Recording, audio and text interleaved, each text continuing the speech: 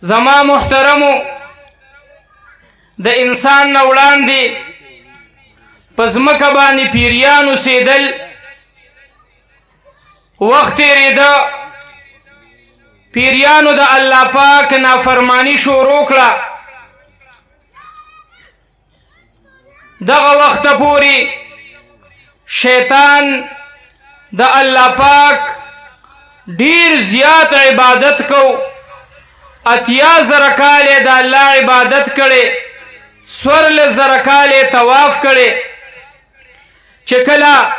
پیریانو نافرمانی شروع کړه نو الله پاک شیطان ته حکم وکړو او فرشتي ورسره کړي چې تاسو لاړ شئ او د پیریانو خلاف جهاد وکړئ. فرشتي رالی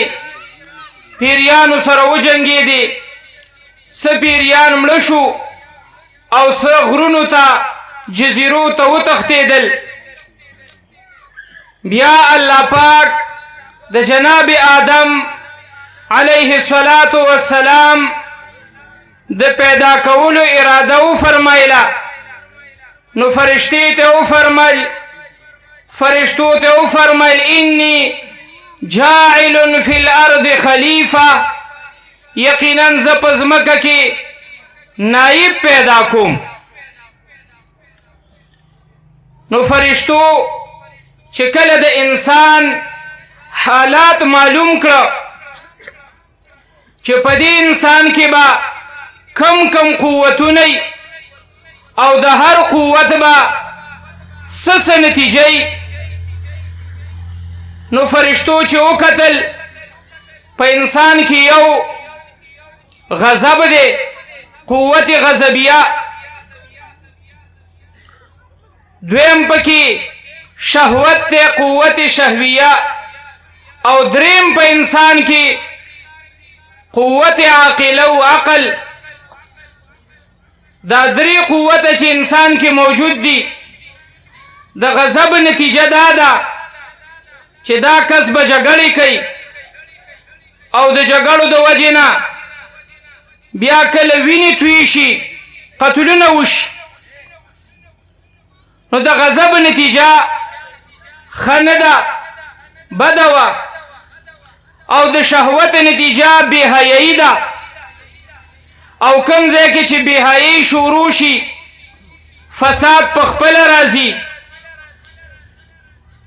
نو فرشتو الله پاک ته سوال وکړو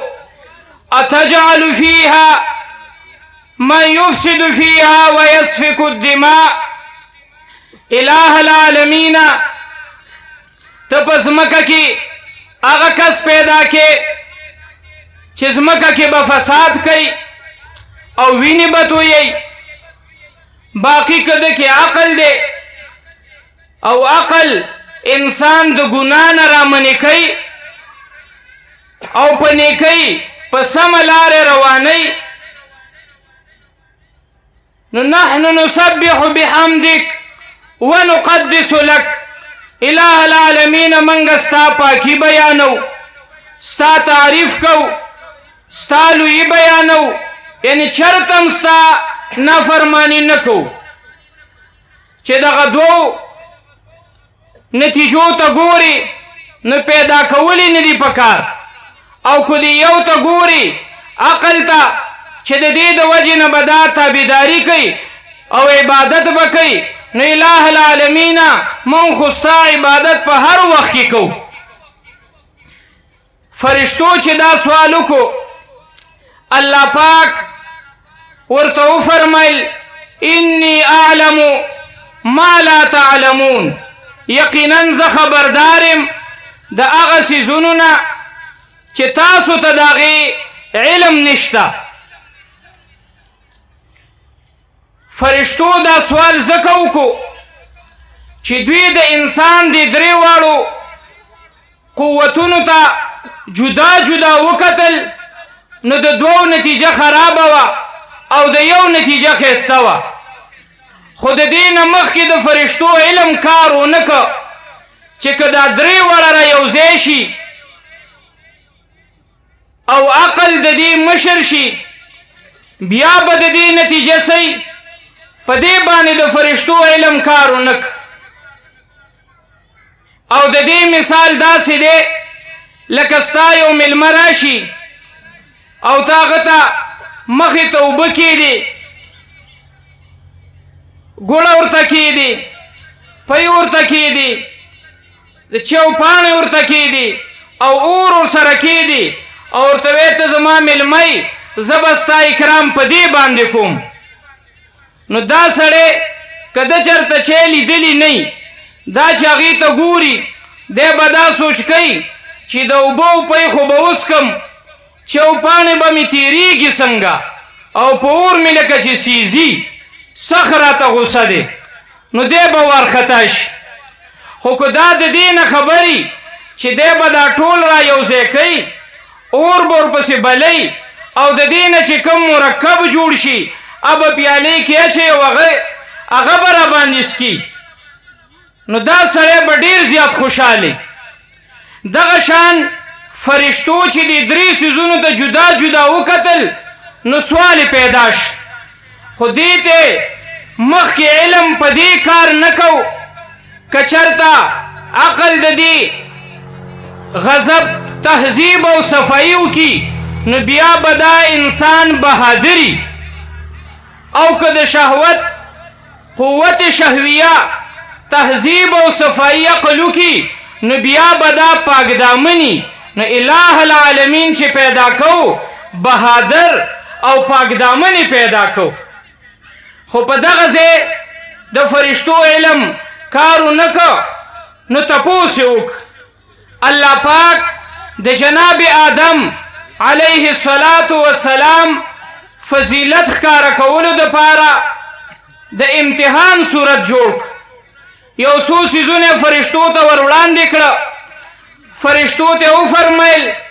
انبئوني باسماء هؤلاء ان کنتم صادقین د دې څیزونو د نومونو خبر راکئ فرشتې خو فرشتې دي